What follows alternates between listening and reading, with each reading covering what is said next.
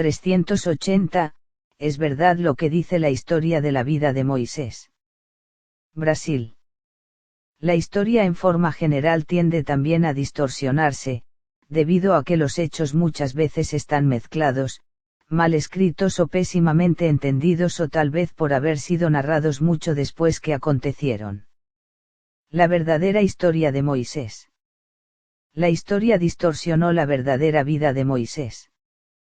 No es cierto que la hija del faraón adoptó un hijo que llegó a ella flotando en una canasta en el río y que era hijo de esclavos.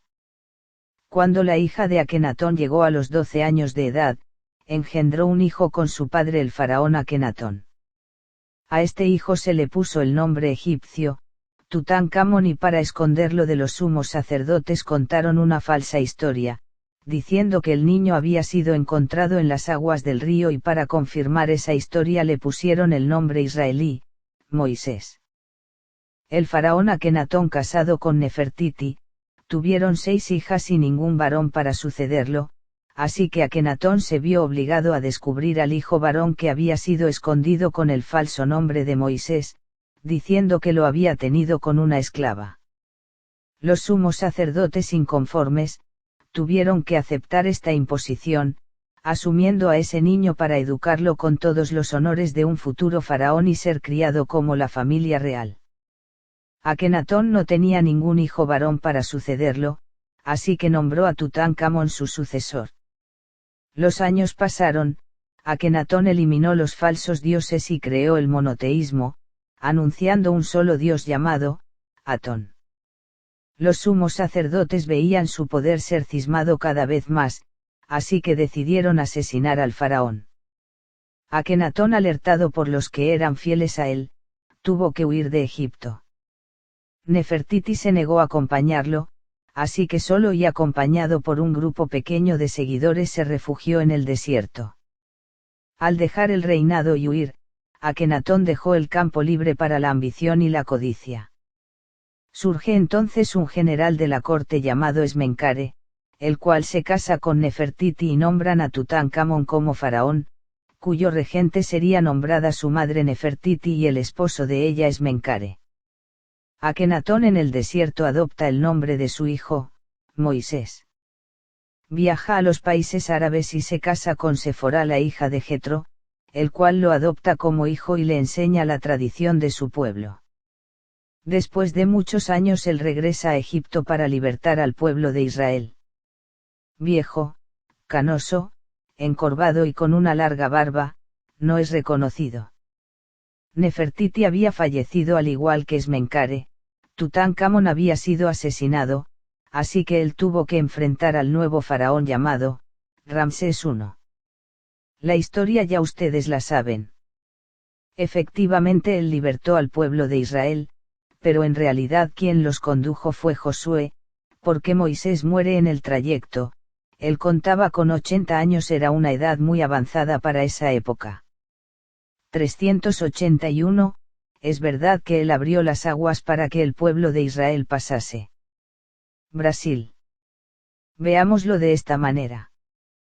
Moisés era un hombre muy culto, él había sido educado en Egipto, estudió bajo la supervisión de los mejores maestros de esa época.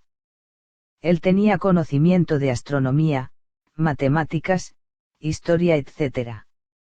Moisés conocía esas tierras como la palma de su mano.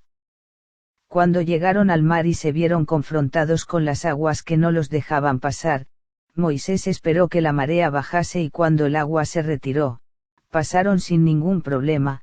Él sabía que la marea subiría y que los que lo perseguían no podrían pasar, porque desconocían el proceso y no tenían el conocimiento que agua bajaba y subía. Muchos de los fenómenos naturales en esa época eran considerados mágicos y milagrosos por el pueblo, porque ellos eran muy ignorantes. La educación en esa época era impartida exclusivamente a familias de sangre real. 382, como Moisés recibió las tablas de los 10 mandamientos. Es cierto lo que dicen que Dios se las dio, o que él se comunicaba con seres extraterrestres. Brasil. La historia se vuelve a distorsionar. Veamos la historia de Jetro. Jetro significa, quien mostró la verdadera senda. Jetro vivía al este del monte Sinaí, era conocido por ser un profeta, un hombre de gran sabiduría.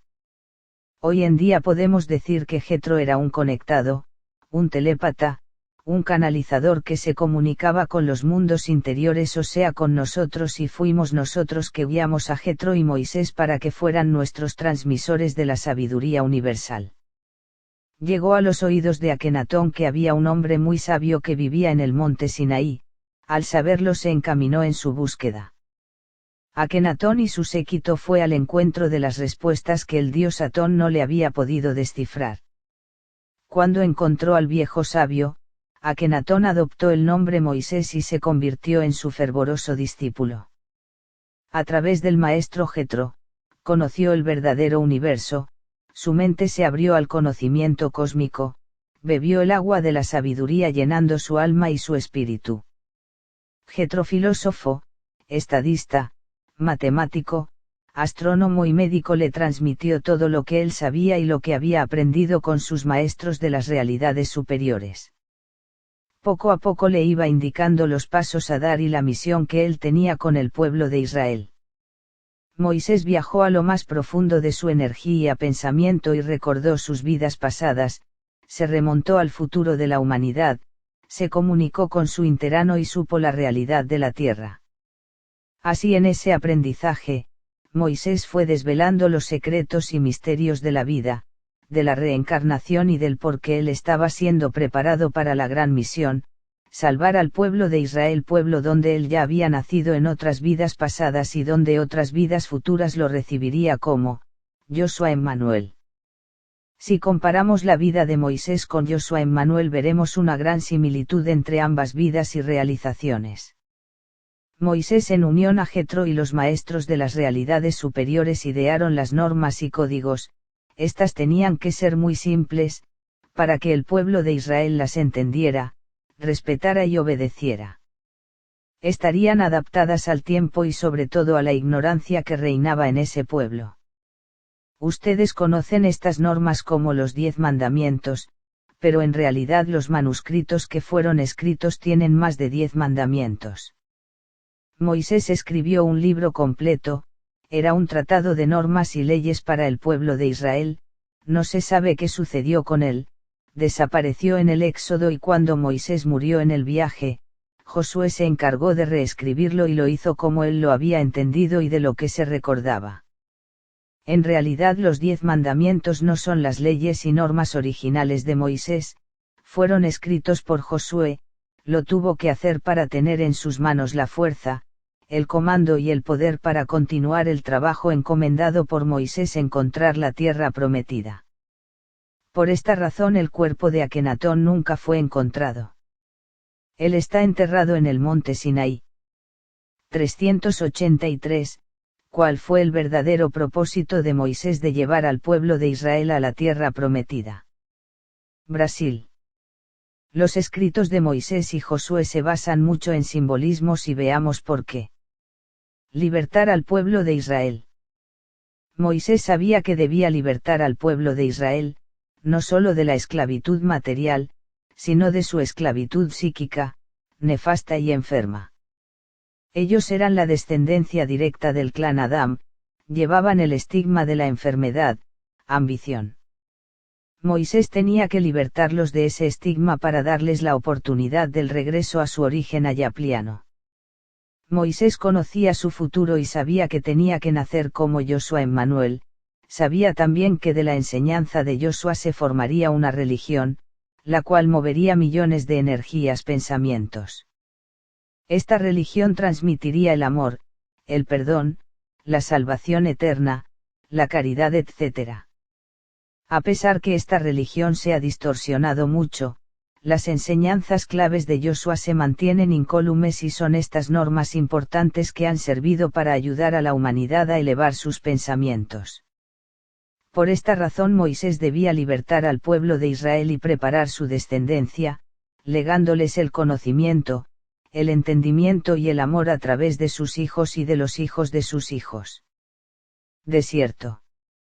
El desierto simboliza la aridez, sequedad, soledad, abandono, rigor, aspereza y devastación en que el pueblo de Israel se encontraba. Moisés debía sembrar en sus energías pensamientos el temor a Dios, el conocimiento de la existencia de un ser superior, la presencia interna de ese Dios. Ellos eran ignorantes, sus vidas transcurrían sin ningún conocimiento productivo, dejando que la sensación y el instinto rigieran los actos de sus vidas. Tenemos que entender que la historia de esa época fue escrita en forma de símbolos. Ustedes no pueden darle un significado literal. La historia escrita siempre se adapta al tiempo en que sucedieron los hechos y para comprenderlos, ustedes también deberán adaptarse a la etapa de ese tiempo.